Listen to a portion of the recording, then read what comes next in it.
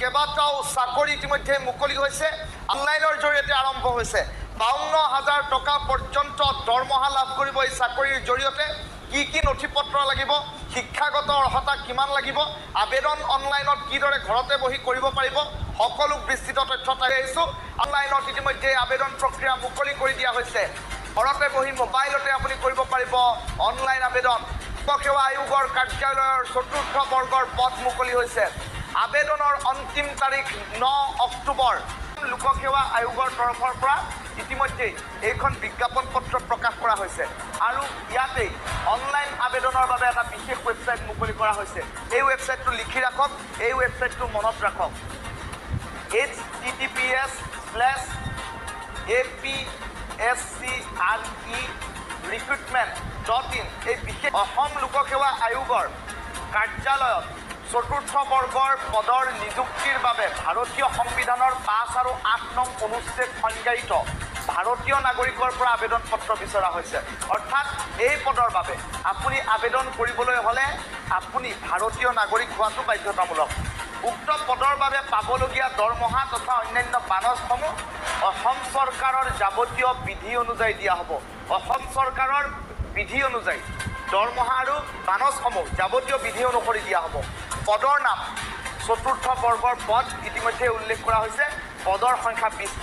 20টাকৈ পদ মুকলি হৈছে এই আবেদনৰ আৰম্ভণিৰ তাৰিখ 10/9/2025 অৰ্থাৎ আছে অনলাইন আবেদন প্ৰক্ৰিয়াৰ অন্তিম তাৰিখ 9/10/2025 অৰ্থাৎ 9 অক্টোবৰ পৰ্যন্ত এই অনলাইন আবেদন প্ৰক্ৰিয়া আপুনি অনলাইনৰ মাধ্যমত কৰিব লাগিব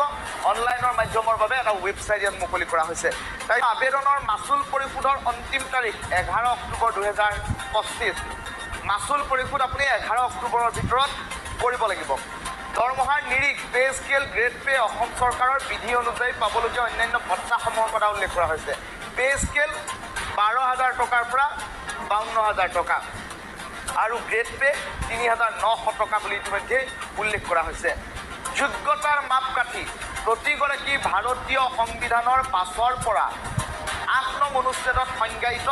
ভাৰতীয় নাগৰিক হ'ব লাগিব আৰু অসমৰ স্থায়ী বাসিন্দা হোৱাটো বাধ্যতামূলক এই প্ৰাৰ্থীসকলে আৱাসিক প্ৰমাণ হিচাপে শিক্ষাৰ উদ্দেশ্যে অসমত প্ৰদান কৰা বৈধ স্থায়ী বাসিন্দাৰ প্ৰমাণ পত্ৰ অৰ্থাৎ পিআৰচিখন থকাটো জৰুৰী অথবা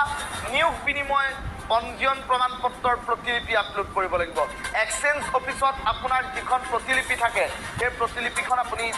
সেই প্ৰতিলিপিখন আপলোড কৰিব লাগিব এই বিশেষ ৱেবছাইটটোত শিক্ষাগত অৰ্হতাৰ পৰীক্ষণৰ বাবে অসমৰ নিয়োগ বিনিময় পঞ্জীয়ন বাধ্যতামূলক প্ৰাসংগিক নথি আপলোড কৰিব লাগিব শিক্ষাগত অৰ্হতা ন্যূনতম 8ম শ্ৰেণী উত্তীৰ্ণ আৰু সৰ্বোচ্চ দ্বাদশ শ্ৰেণীৰ যিসকল উত্তীৰ্ণ তেওঁলোকে এই পৰীক্ষাত যিসকলে উত্তীৰ্ণ হৈছে সেইসকলে আবেদন কৰিব পাৰিব যিসকলৰ শিক্ষাগত অৰ্হতা আবেদনৰ তাৰিখত উল্লেখিত অৰ্হতাতকৈ বেছি অৰ্থাৎ যদি গ্ৰেজুৱেশ্যন পাছ কৰা কোনো লোকে আবেদন কৰিম বুলি ভাবিছে তেনেহ'লে তেওঁলোক যোগ্য নহ'ব যদি অন্যান্য হায়াৰ ছেকেণ্ডেৰীতকৈ অধিক পঢ়া কোনো যদি ব্যক্তিয়ে এই চাকৰিত আবেদন কৰিম বুলি ভাবিছে তেনেহ'লে তেওঁ আবেদনৰ বাবে যোগ্য নহ'ব 8ম শ্ৰেণীৰ পৰা দ্বাদশ শ্ৰেণী উত্তীৰ্ণ লোকসকলৰ বাবেহে এই চতুৰ্থ বৰ্গৰ চাকৰি APSCয়ে লৈ আহিছে